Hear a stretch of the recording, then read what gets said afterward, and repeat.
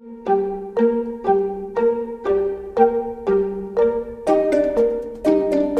Guiche, en Saône-et-Loire. 624 habitants et une mère un peu déboussolée. On se met où alors, Daniel? Merde, j'ai oublié mon écharpe. Ancienne directrice commerciale puis correspondante de presse locale, Jocelyne Mollet a été élue à la tête de la commune en juillet 2020. On va aller par là. Aujourd'hui, elle mène son premier combat politique. Bonjour. Sauver l'hôpital qui fait vivre son village. Cécile? Cécile? Je m'y attendais pas. Maire des communes voisines, salariés de l'établissement ou simples habitants, ils sont plus de 250 à avoir répondu à son appel.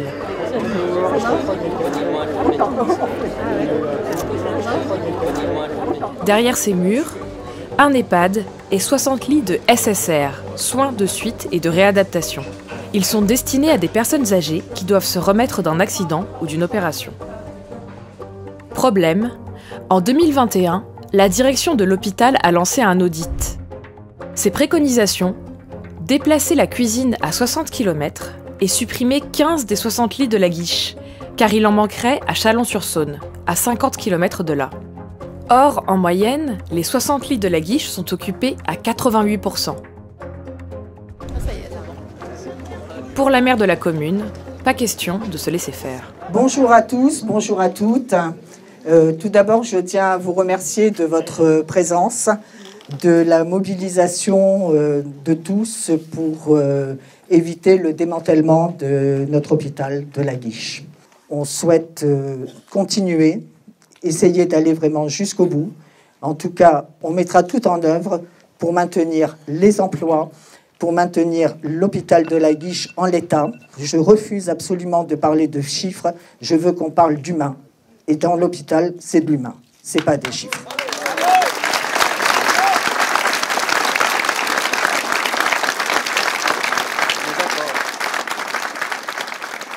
Après le rassemblement, les manifestants décident d'aller interpeller la directrice du groupement hospitalier de passage dans les locaux. Oui, bonjour.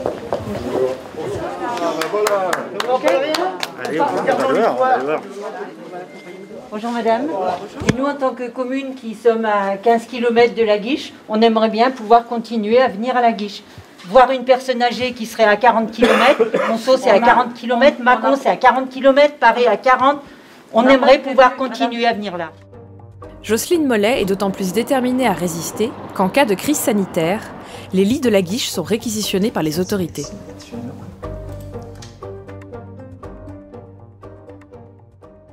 On a su quand même se servir de l'hôpital de la Guiche pendant le Covid, parce que l'hôpital a été un lieu post-Covid. Donc là, tout le monde était très content que tous les lits de SSR soient pris justement pour les soins de post-Covid. Et l'annonce de la suppression des 15 lits a été faite pratiquement à la fermeture de l'unité de post-Covid. Ça vous met en colère, ça? Oui. Ben oui, je dirais que c'est pas honnête. C'est pas honnête, on ne se sert pas de quelque chose pour ensuite dire bon ben merci, au revoir. C'était parfait, on a eu besoin de vous, vous étiez là. On n'a plus besoin de vous, bon ben voilà. Suppression de lits, baisse de moyens, fonctionnement à flux tendu. Nous avons voulu comprendre les causes politiques de la souffrance de l'hôpital public.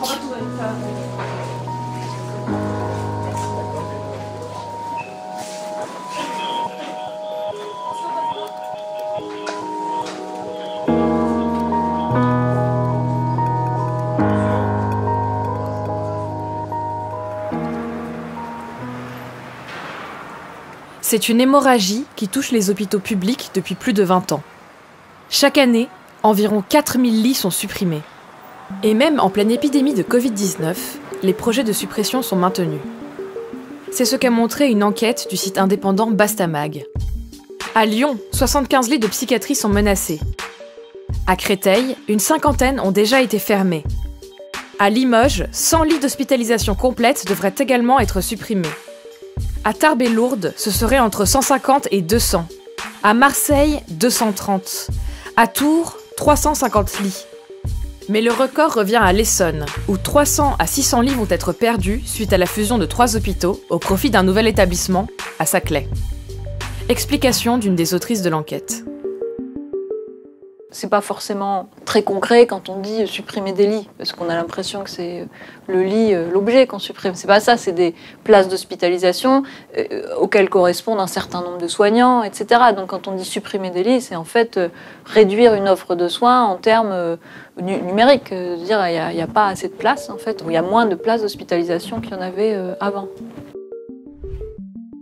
Début 2022, le député d'opposition François Ruffin interpelle le ministre de la Santé sur les suppressions de lits en pleine crise sanitaire. En 2017, vous avez fermé 4 900 lits. En 2018, 4 200 lits. En 2019, 3 100 lits. En 2020, 5 700 lits fermés. Vous battiez votre record dans le lit fermé en pleine année Covid. Vous avez baissé la digue. Vous n'avez cessé de baisser la digue. Et ce qui fait que la seule digue qu'aujourd'hui vous voulez relever, c'est la digue du contrôle. C'est quoi? C'est de dire aux Français de se diviser, de chercher des boucs émissaires parmi eux, quand c'est au sommet qu'il y a les responsabilités. C'est au sommet que depuis 2 ans, vous avez fait passer encore, malgré vos beaux discours, l'argent avant les gens. Depuis l'arrivée au pouvoir d'Emmanuel Macron, plus de 17 000 lits d'hospitalisation complète ont effectivement été fermés. Mais cette politique de réduction des moyens et des capacités d'accueil qui fragilise l'hôpital public remonte en fait au début des années 2000.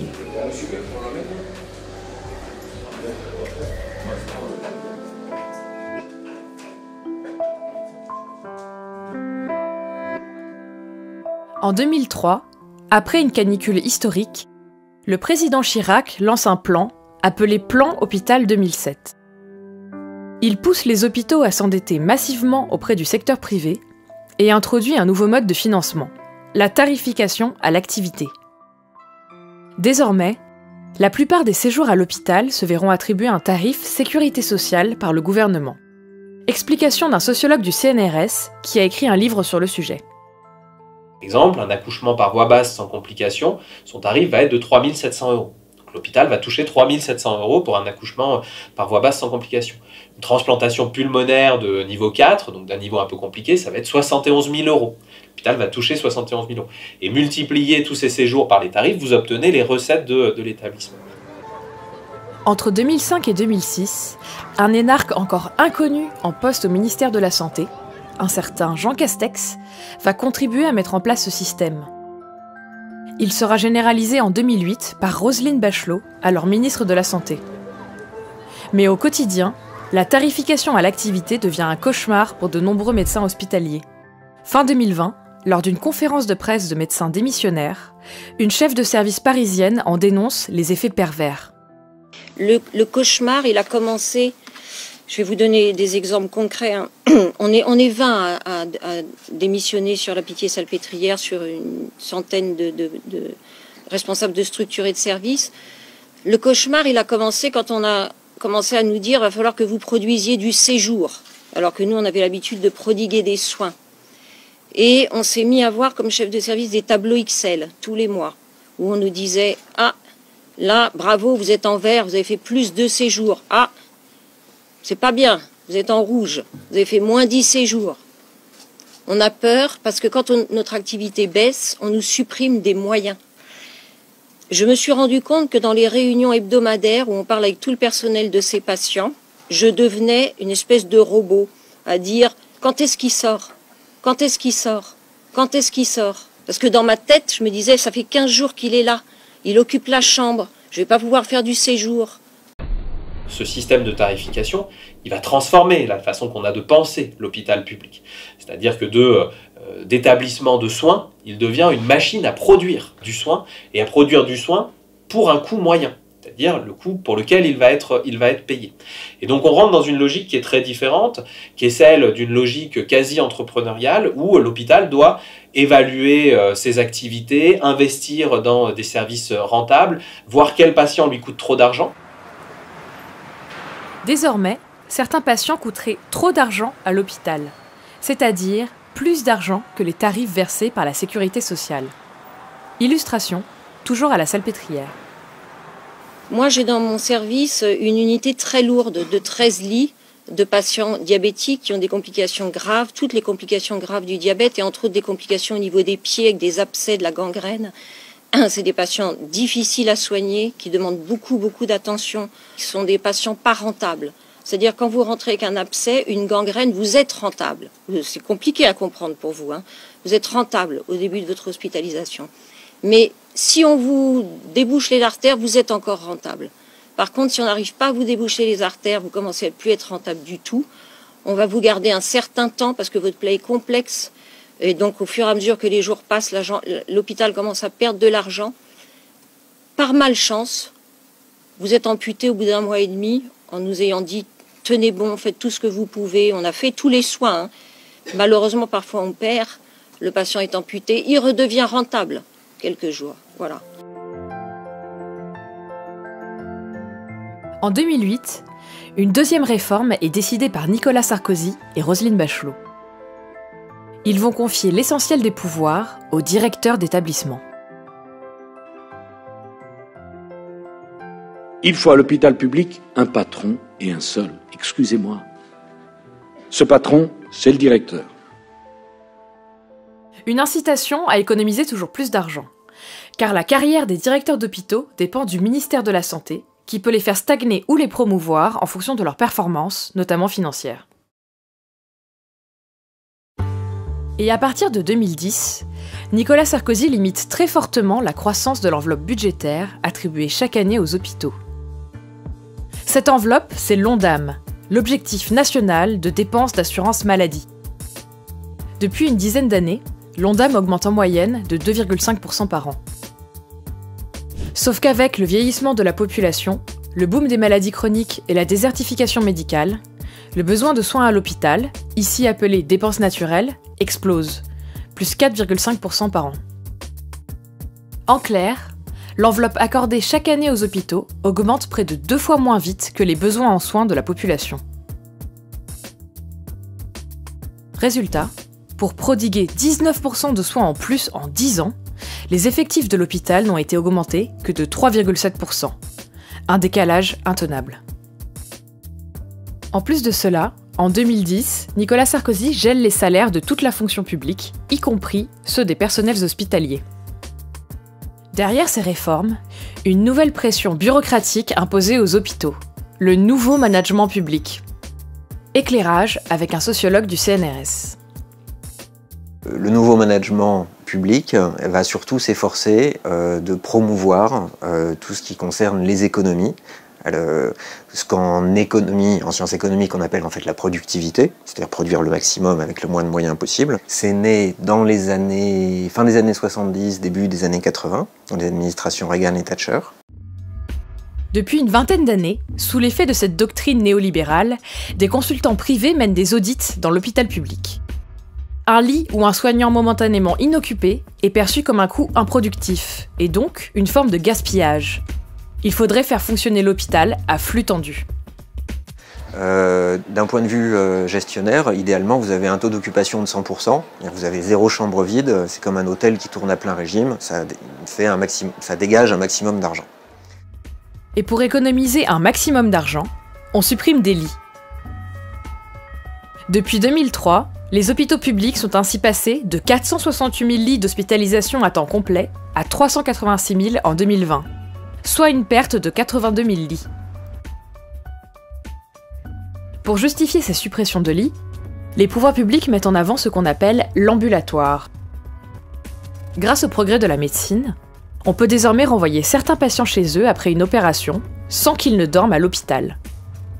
Conséquence, on a besoin d'un peu moins de lits.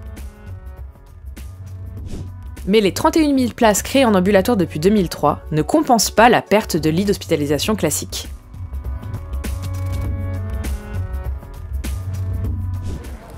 Autre limite, l'ambulatoire n'est pas toujours adapté aux patients seuls ou défavorisés, et il aurait des effets pervers. Témoignage d'une chef de service du CHU de Rennes. Les patients qui avaient peu de charges en soins sont maintenant traités en ambulatoire, et donc ceux qui restent hospitalisés sont des patients qui ont beaucoup de soins. Donc vous mettez discrètement un lit de plus par-ci par-là, avec moins d'infirmières et d'aides-soignantes, parce qu'on diminue beaucoup les aides-soignantes, et des patients plus lourds. Donc le cocktail est explosif, et donc les patients, encore une fois, ne peuvent pas être soignés correctement. Les aides-soignantes, elles n'ont pas le temps d'aller donner à manger aux patients, par exemple. Alors que des patients âgés, dénutris, ont besoin qu'on les aide à manger. Dernière conséquence néfaste du nouveau management public, un hôpital fonctionnant à flux tendu risque de se retrouver engorgé au moindre imprévu. Par exemple, si vous prenez ce qui s'est passé au moment des attentats à Paris, il fallait qu'il y ait des capacités inoccupées dans les services d'urgence, dans le système de soins en général, pour qu'on puisse répondre à cet imprévu. Et ces capacités inoccupées, forcément, elles sont coûteuses. Aux urgences, porte d'entrée de l'hôpital, trouver une place pour un malade dans les services est devenu un casse-tête quotidien. Témoignage d'une infirmière qui a soigné des enfants pendant 4 ans aux urgences de l'hôpital Necker à Paris. On fonctionne à flux tendu, il faut que tous les lits soient remplis tout le temps, ce qui fait que quand un patient se présente aux urgences et a besoin d'être hospitalisé, on n'a pas de structure pour, et on passe 1 heure, et encore 1 heure, je suis gentille, 2 heures, 3 heures à lui trouver une place. Dans le meilleur des cas, et dans le pire des cas, il se retrouve hospitalisé aux urgences, sur un brancard. Résultat de cette politique du flux tendu, à chaque épidémie, année après année, les urgences débordent. Les brancards s'alignent dans les couloirs. Le CHU de Nice a déclenché le plan hôpital en tension. Des opérations courantes ont été reportées pour assurer l'urgence du moment, l'affluence de patients grippés. La pénurie de lits, un classique que l'hôpital de Haute-Pierre doit gérer chaque hiver. Il n'y a plus de lit dans l'hôpital, donc on est un peu embêté. Cette dame est là depuis quand? Hier soir? Le plan hôpital en tension, cela signifie qu'il n'y a plus assez de lits. Les patients sont parfois soignés à même les brancards dans les couloirs.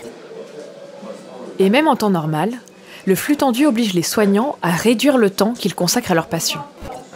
Ça va être par exemple réduire tout ce qu'on appelle le relationnel, c'est-à-dire par exemple discuter avec les patients, ce qui est très important parce que vous et moi, si on est hospitalisé, on va être inquiet un peu sur notre santé, sur nous, sur ce qui peut nous arriver. Parfois, ce sont des questions de vie ou de mort. Et donc, le relationnel, c'est très important parce que si le patient ne coopère pas bien, le soin devient beaucoup plus difficile. Illustration en pédiatrie. Quand on doit ceinturer un enfant pour faire une prise de sang, ça nous fait jamais plaisir. Sauf que souvent, c'est comme ça que ça termine parce que on n'a pas 2 heures à prendre avec l'enfant pour le rassurer. Donc, on finit par se mettre à 2 pour tenir la main de l'enfant et on fait la prise de sang et c'est terminé. Et ça, c'est traumatisant pour tout le monde en fait, pour les parents, pour l'enfant et pour nous. C'est dans ces moments-là où on a l'impression de mal faire parce que moi, j'ai pas fait infirmière pour jouer au catch avec les enfants, quoi. Au final, on a l'enfant qui hurle, on a les parents qui sont hyper inquiets. Personne n'a bien vécu le soin, mais en fait, nous, on sort de là, on n'a même pas le temps de se poser la question de ce qu'on a fait, il faut passer à la suite. Et donc, en fait, on intègre tous ces comportements-là et on les valide comme normaux, alors que ils ne devraient pas être normaux. Ça devrait encore nous choquer, sauf qu'en fait, il arrive à un moment où il y a lui, mais en même temps, il y a 2 autres enfants derrière qui ont aussi besoin des prises de sang, et puis il y a cet enfant qui va pas bien, qui respire pas du tout, qui a besoin d'une prise en charge en urgence. Donc on essaye d'être partout, mais c'est pas possible, quoi. En 2016, lorsqu'Emmanuel Macron se lance dans la présidentielle, l'hôpital public est donc endetté, avec des équipements parfois vétustes et des services engorgés. Mais le candidat d'En Marche semble privilégier l'approche comptable. Dans ce colloque privé, fin 2016, il se félicite même des économies réalisées par ses prédécesseurs. Et aujourd'hui, on tient des objectifs de dépenses publiques, on les tient beaucoup mieux aujourd'hui qu'il y a 20 ans. Si on regarde les choses, c'est formidable le progrès qui a été fait de ce côté-là, et qui est vraiment le fruit d'un travail collectif, d'une sédimentation de pratiques et de ce qui a été fait. Merci pour votre invitation. Quelques mois plus tard, Emmanuel Macron annonce que s'il est élu, il demandera encore 15 milliards d'euros d'économies à l'assurance maladie, tout en concédant des investissements dans l'hôpital. Je vise d'abord 25 milliards d'euros d'économies sur la sphère sociale. Ça passe par 15 milliards sur l'assurance maladie, avec une progression des dépenses contenue à 2,3% par an. Le logiciel qui est celui d'Emmanuel Macron depuis 2017 est assez peu différent du logiciel qui était celui de François Hollande et celui de Nicolas Sarkozy, avec quelques inflexions, notamment sur le rôle de la tarification à l'activité que le président a souhaité réformer, mais ce logiciel est le même. Et c'est un logiciel qui, au fond, peut se résumer de façon très simple, qui est que l'hôpital français, l'hôpital public français, pour les réformateurs, est trop gros. Il est trop gros, il a trop de missions, il accueille trop de personnes qui pourraient être prises en charge ailleurs. Et son coût de fonctionnement est de fait trop important parce qu'il pourrait se décharger d'une partie de ses activités.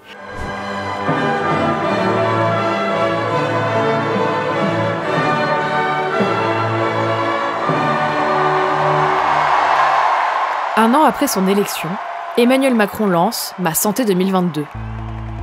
Son plan, lutter contre les déserts médicaux en formant davantage de médecins, renforcer le virage ambulatoire et reprendre une partie de la dette des hôpitaux. Mais pas de quoi résoudre le sous-financement chronique de l'hôpital et le manque de personnel. Quelques mois auparavant, un député LREM avait pourtant attiré l'attention du président sur la question.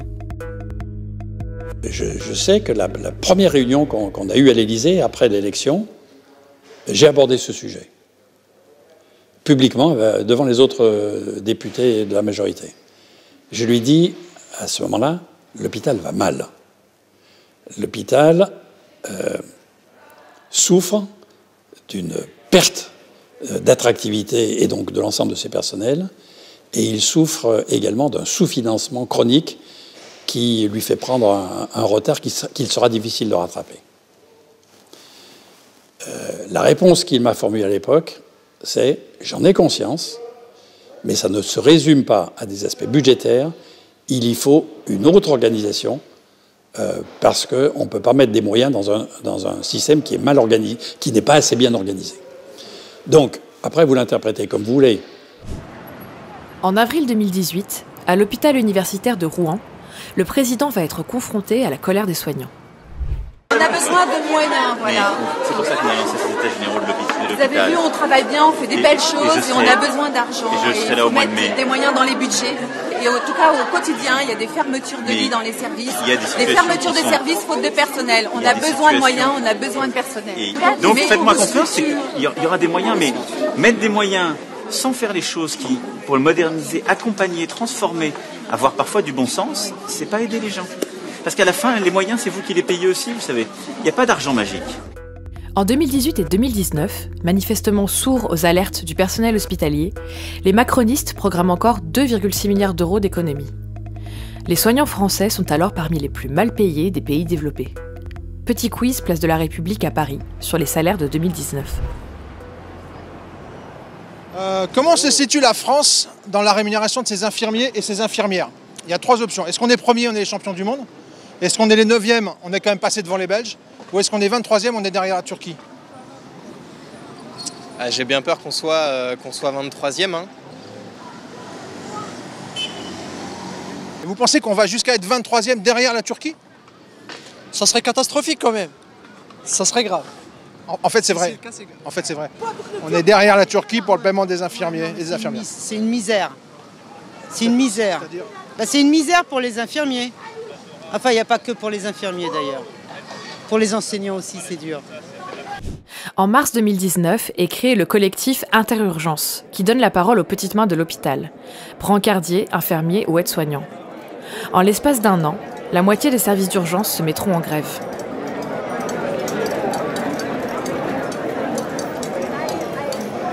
Prendre soin des patients, c'est pouvoir prendre le temps de leur tenir la main. Putain, sont des humains. Pour exprimer leur colère, collectifs et syndicats réécrivent des paroles de morceaux populaires. Vous n'avez pas les bases. Comme cette reprise au vitriol de Basique d'Orelsan, qui dénonce les dérives de l'ambulatoire. Vous n'avez pas les bases. L'ambulatoire, c'est le drive à McDo, ça rapporte du pognon. Simple. Rentabilité et débilité ont la même terminaison. Basique. Faut plus de 4 heures pour récupérer d'un coup de marteau dans les genoux. Simple. À plus de 80 ans, on te renvoie à la maison, on s'en fout. Basique. Bobo, euro, dodo, c'est un système qui se délite. Simple. À cause des abrutis d'en haut qu'on ose encore appeler des élites. Basique. Quand tu pousses les gens à bout, t'étonnes pas que ça finisse en suicide. Simple. Si tu te prends pour un roi, fais gaffe quand même au régicide. Basique. Vous n'avez pas les bases. Vous n'avez pas les bases. Vous n'avez pas les bases. Vous n'avez pas les bases. Vous n'avez pas les bases. Vous n'avez pas les bases. Vous n'avez pas les bases. Vous n'avez pas les bases.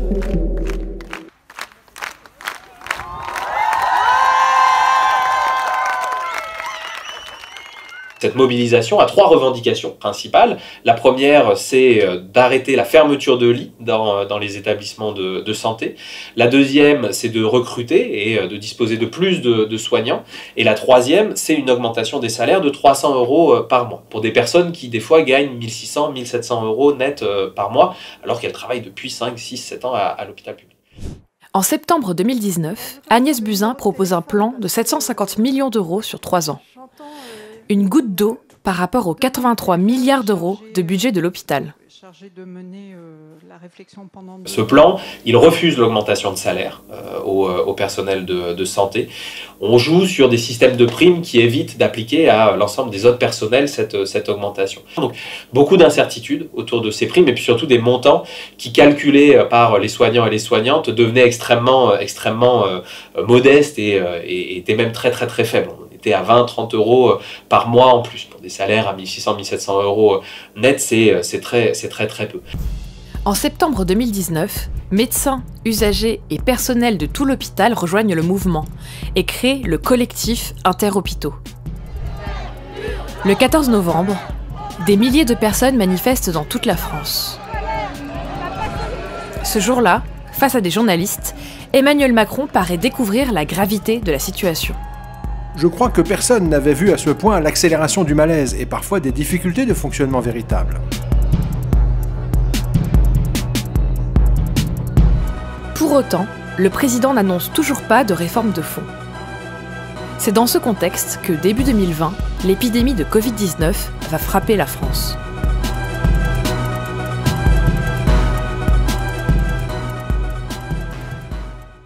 Nous sommes en guerre.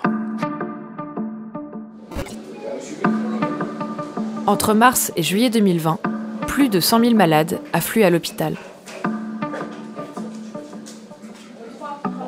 1 million d'hospitalisations sont annulées ou reportées en quelques semaines. En région parisienne ou dans le Grand Est, les services de réanimation débordent. Faute de lits disponibles, on déplace des patients. Dans les EHPAD, près de 15 000 résidents perdent la vie. En réanimation, le personnel est parfois contraint de trier les patients, un crève-cœur. On n'a pas assez de matériel parce qu'on voit les patients mourir. J'ai dû dire à une gamine de 19 ans qui a été orpheline à cause du Covid-19 parce qu'on n'avait pas assez de matos pour soigner sa mère. Parce qu'on a dû choisir entre une personne de 20 ans et une personne de 60 ans. Le choix est vite fait. On a vu mourir des gens aux urgences parce qu'on n'avait pas assez de lits pour eux. On a vu mourir des gens parce qu'on n'avait pas assez de matériel pour eux. On a vu mourir des gens parce qu'on n'avait pas assez d'informations sur cette maladie alors qu'elle est là depuis novembre. Elle est là depuis novembre en Chine, on aurait pu avoir des informations, on aurait pu soigner des patients, on aurait pu sauver des vies, on n'a pas réussi à le faire parce qu'on n'avait pas assez de matériel, parce qu'on n'avait pas assez d'informations et parce qu'on n'avait pas assez de soignants.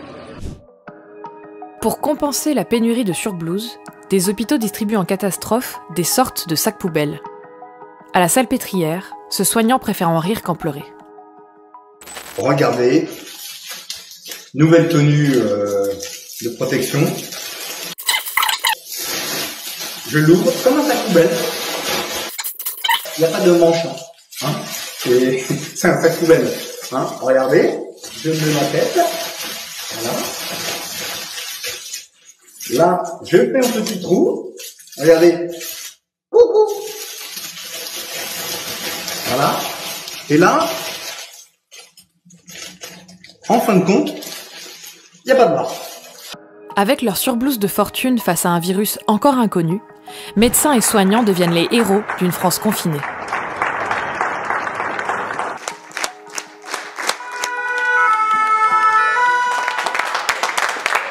Changement de rapport de force. Dès la veille du premier confinement, Emmanuel Macron avait semblé tendre la main aux soignants.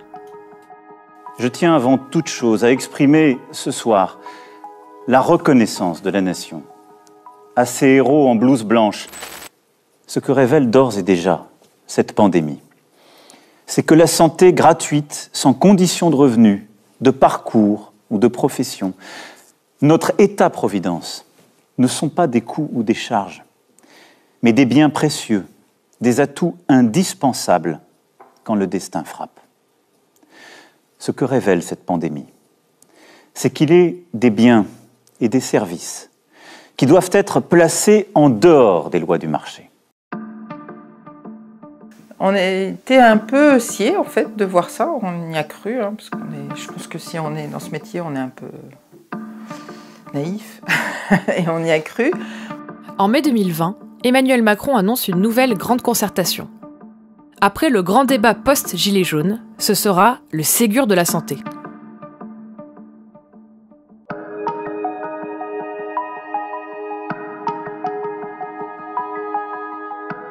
En juillet 2020, après 2 mois de discussion avec des représentants du personnel hospitalier, le gouvernement annonce qu'il débloque plus de 8,5 milliards d'euros pour revaloriser les salaires.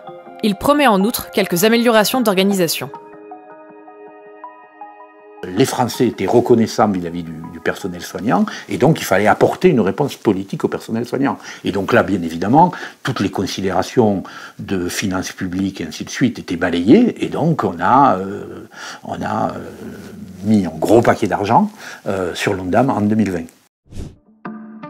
Malgré ce gros paquet d'argent, les salaires des soignants restent encore inférieurs à la moyenne de celle des pays développés.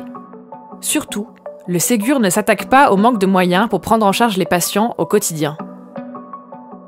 L'argent, c'est bien, mais moi, on me donne 4 000 € par mois pour remettre en cause toutes mes valeurs et pour remettre en cause et pour maltraiter des patients, mais jamais j'accepte en fait, parce que aujourd'hui, c'est pas que ça l'attractivité, c'est pas que l'argent, c'est aussi qu'est-ce qu'on en fait et comment est-ce qu'on fait pour que on se sente bien au travail et qu'on ait envie d'y rester.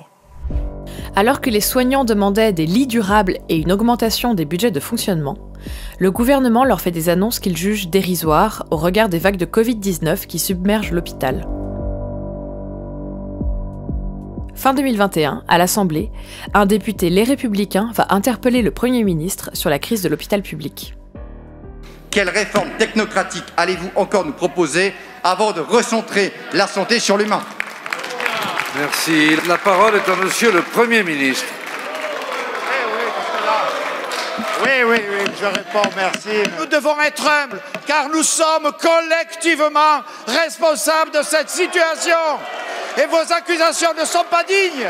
Je vous le dis, vous osez dire que le Ségur de la santé, 19 milliards pour l'investissement, 9 milliards pour les rémunérations, le plus gros effort jamais fait depuis la création de la sécurité sociale. 19 milliards, le chiffre impressionne. Mais le Premier ministre y inclut la reprise de dette des hôpitaux, annoncée en 2019, des investissements destinés aux EHPAD et 2 milliards d'euros pour la transition numérique. Finalement, sur les crédits restants, seuls 1,5 milliard sont destinés aux investissements courants dans les établissements. Après plusieurs semaines sans réponse à nos mails, nous allons tenter d'interroger la présidence de la République sur la politique santé d'Emmanuel Macron. Allô, oui, service de presse. Oui, bonjour, Cécile Dolman à l'appareil, je suis journaliste pour Off Investigation.